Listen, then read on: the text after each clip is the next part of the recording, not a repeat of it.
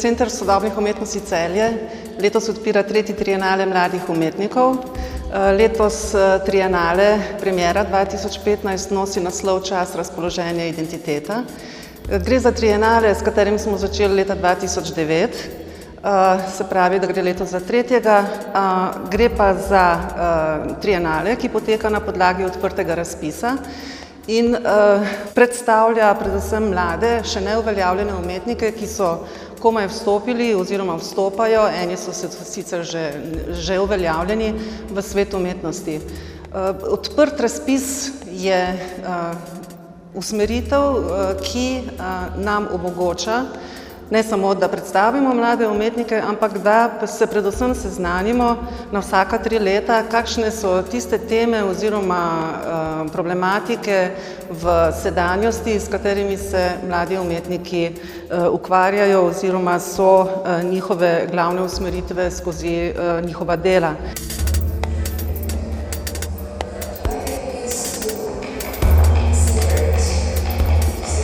Trienale mladih umetnikov torej poteka na podlagi odprtega razpisa, se pravi, da ni zamejen z neko temo oziroma neko problematiko, ampak je popolnoma odprtega značaja. Edini kriterij pri razpisu sta torej kvaliteta in pa sodobnost, se pravi, kako se mladi umetniki odzivajo skozi svoja dela na trenutne razmere v sedanjosti oziroma kako se njihovo delo odziva na sodobnost in sedanji čas. To sta bila torej edina kriterija in naše vodilo pri selekciji je ravno v tem, da vidimo, katere so glavne usmeritve oziroma tematike mladih umetnikov, da na ta način pravzaprav vidimo, kako se sedanji čas oziroma sodobnost kaže skozi njihova dela. Kako daleč za izkušnjo? Do kam greš ti? In kako ti uspeš živeti tako kruto in pametno? Pri selekciji smo torej se usmerili oziroma rezultat te selekcije je seveda pri sami postavitvi rezultiral v nekih glavnih poglavij, ki so se skozi njihova dela izkristalizirala in sicer so to ravno v naslovu omenjene teme in sicer čas, razpoloženje, identiteta. Na razpis je prispelo 47 prijav, izmed prispelih prijav smo izbrali 17 projektov. Ta 3 glavna poglavja, čas, razpoloženje, identiteta, seveda nosijo znotraj sebe še neke posamezne usmeritve, tako da na razstavi srečujemo dela, ki segajo prav od neke osebne identitete, recimo, pa do projektov, ki so nekoliko bolj družbeno oziroma politično angažirani.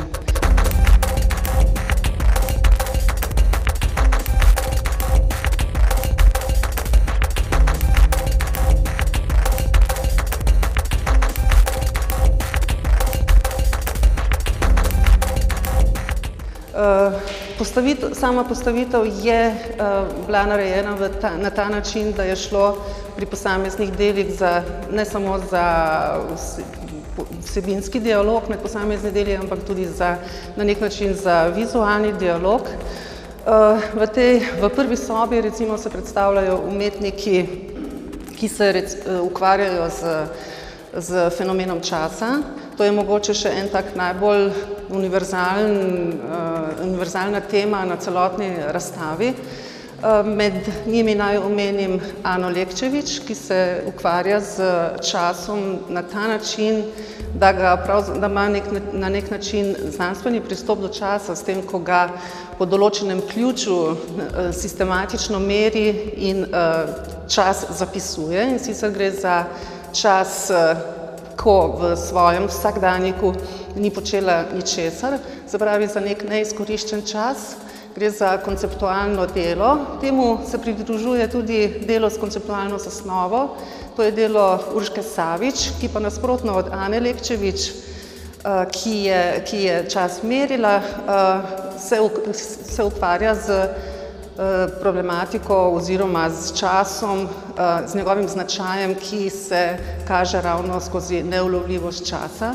In sicer je Urška Savič izdelala knjigo umetnika na ta način, da je izhajala iz osnovne fotografije in to fotografijo, na kateri vidimo prizor drobne figure, ki plava v morju, da je to fotografijo kopirala in potem s funkcijami svetleje in temneje dosegla, da skozi knjigo umetnika preidemo iz popolnoma črne podobe do neke podobe v sredini knjige, kjer vidimo nek trenuten moment, pa do njenega končnega prehoda v popolnoma belo podobo.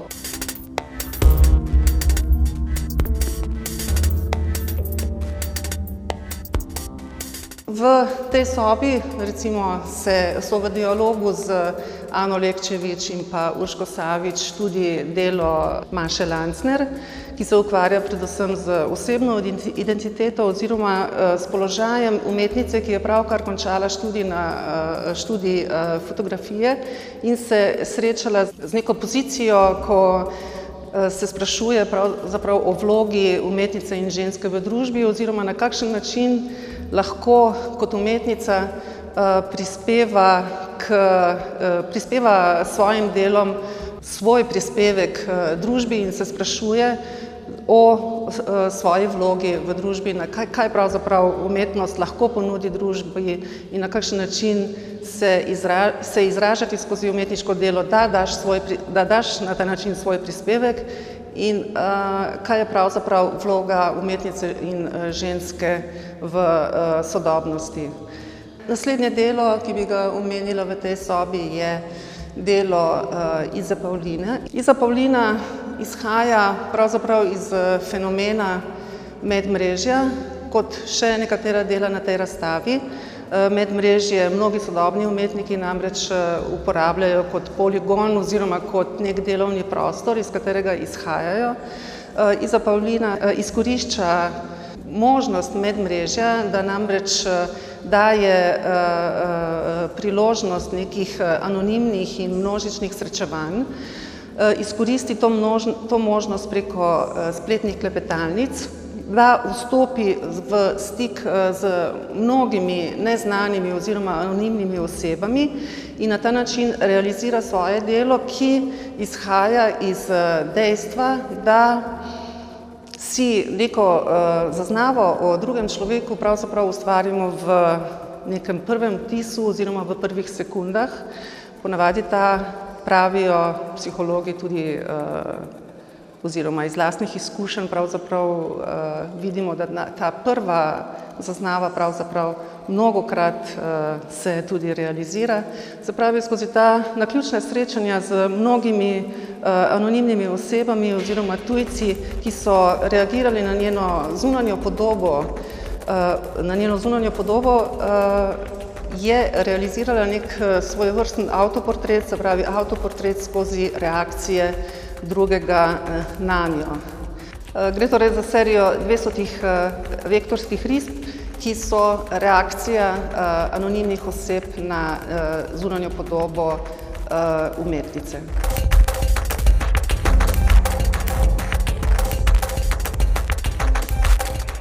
Na letošnji premieri se kaže tudi na nek način previdno vračanje slike.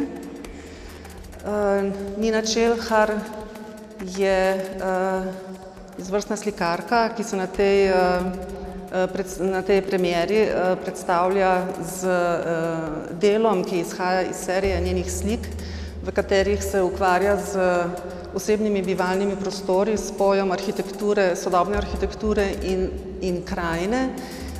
Gre pa za delo, ki se uvršča v tisto drugo poglavje, ki smo ga omenili, to je razpoloženje, namreč v ozadju dela je razpoloženje, ki vlada v družbi, sodobni družbi, in sicer gre za opozarjanje na problematiko odtujenosti, kar dosega z premišljeno izbiro barv, vnašanjem nekih hladnih tonov, ki to odtujenost pravzaprav potencirajo.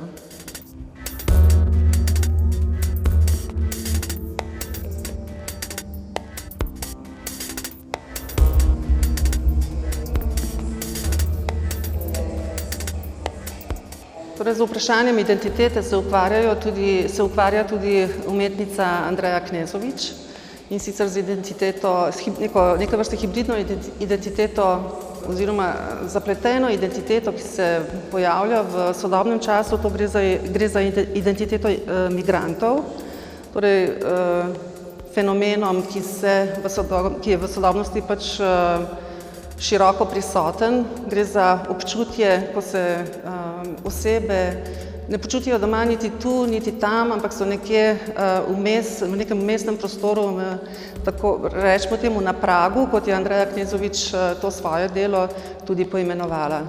Z identiteto se ukvarjata tudi umetnici oziroma umetnica Nevena Aleksovski, ki je v projektu sodelovala s pesnico Ano Makuc. Gre za delo, ki se ukvarja z žensko identiteto in obravnava v svojem delu spojem risbe Nevene Aleksovski in pa poezije Ane Makuc z odnosi med spoloma, seksualnostjo in pa spolnimi družbenimi vlogami.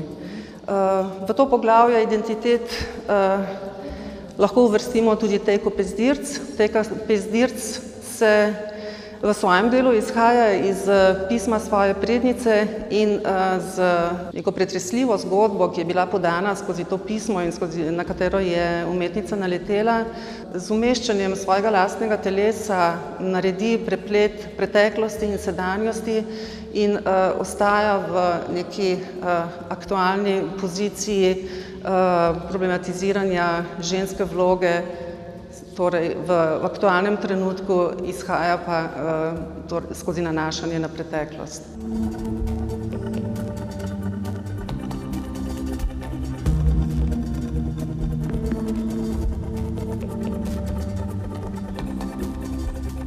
S pozicijo ženske se pravzaprav ukvarja tudi Erik Mavrič, ki v svojem delu, na razstavi sta predstavljeni dve njegovi sliki, ki sta bili narejeni posebej za to priložnost.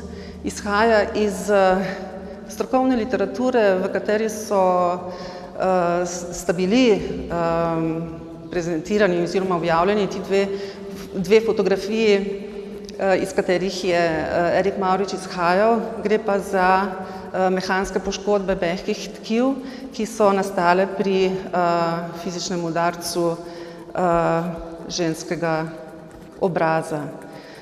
Se pravi, izhajajo je sicer iz fotografij, ki so nastale v preteklosti, ampak skozi svoje delo pa seveda se loteva, tematizira dejstva, ki so izrazito prisotna tudi v sedanjosti. Se pravi, gre za nasilje nad ženskami.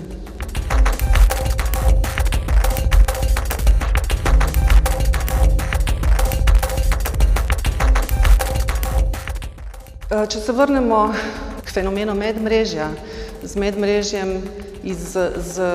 medmrežje kot delovni prostor izkoriščajo tudi trije slikarji na tej razstavi, in sicer Adrijan Praznik, ki prenaša, on temu pravi, revne podobe iz medmrežja, nekdaj močno prisotne in popularne, ki so nekoliko pozabljene, on temu pravi izgubljeni svet. In te podobe premešča na slikarsko platno na ta način, ko jih vzame iz nekega digitalnega prostora in jih prenaša in obdeluje na platnu izrazito monumentalne velikosti. Ta nek moment iz preteklosti ujame in mu s tem popolnoma novim statusom da neko novo vrednost. Kot sam pravi Adrijan Praznik, sam način dela, na katerega nastajajo ta platna oziroma te slike, pa seveda govori tudi o naravi sodobnega časa oziroma sodobnosti. Kaja Urh jemlje iz medmrežja nepopularne ali pa recimo neke amaterske podobe in jim ravno tako na ta način, ko jih prenaša v statično podobo slike, prav tako daje neko novo vrednost oziroma nek nov status. Na podoben način se z prenašanjem neke podobe iz medmrežja v sliko ukvarja tudi Katja Fele, s tem, da Katja Fele v sliki zamrzne neke trenutke motenj oziroma šumov, ki se pojavijo v tem stalnem pretoku informacij in komunikacij preko digitalnega medija.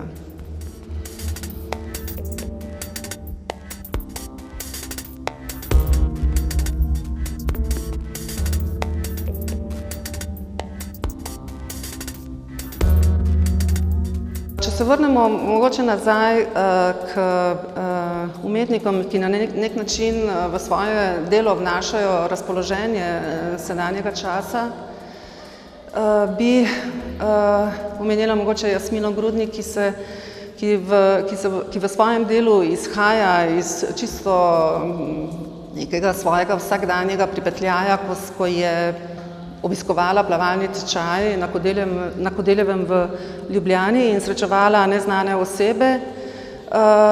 Pri koncu tega tečaja se je voditeljica tečaja poslovila z izjavo "Nikoli več se ne vidimo". To je Jasmino Grudnik spodbudilo k premišljevanju minevosti časa skozi svoje delo, ki je spoj risbe, zvoka in pa fotografije, pa je hotela preseči razdaljo, ki obstaja med ljudmi in ujeti oziroma zamrzniti nek ta trenutek v času oziroma ga skozi svoje umetniško delo zadržati.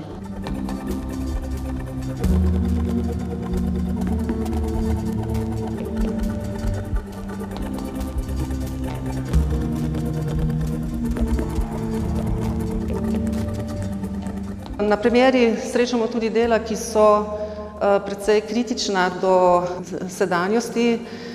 Recimo Jure Markota se v svojem delu, ki je prav tako nastalo posebej za to priložnost, ukvarja z fenomenom, rečemo temu, oziroma z dejstvom preplavljenosti z raznoraznimi podobami, predvsem digitalnimi. Ukvarja se z odnosom med posredovano realnostjo, ki nam jo posredujejo mediji, in pa dejansko realnostjo.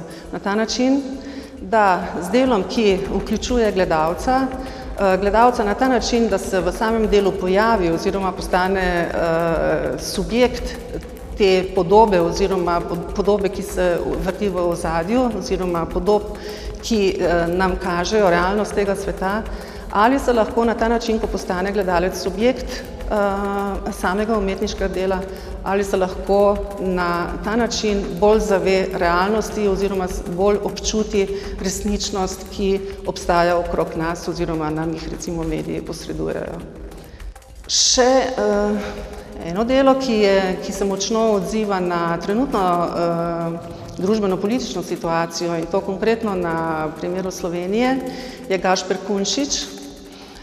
Gašper Kunšič se v delu, kjer je uporabil eno tako, on razume alpsko mleko kot neko ikonično podobo Slovenije. V delu je namreč uporabil besedne oznake, ki jih je uporabil v samem delu, in na ta način, ko preberemo te besedne oznake, gledalca opozoril na to, ali nekaj, kar smo pričakovali, da bo realnost Slovenije, ali se sklada s tem, kar v trenutni situaciji pravzaprav Slovenija na političnem in ekonomskem področju danes predstavlja.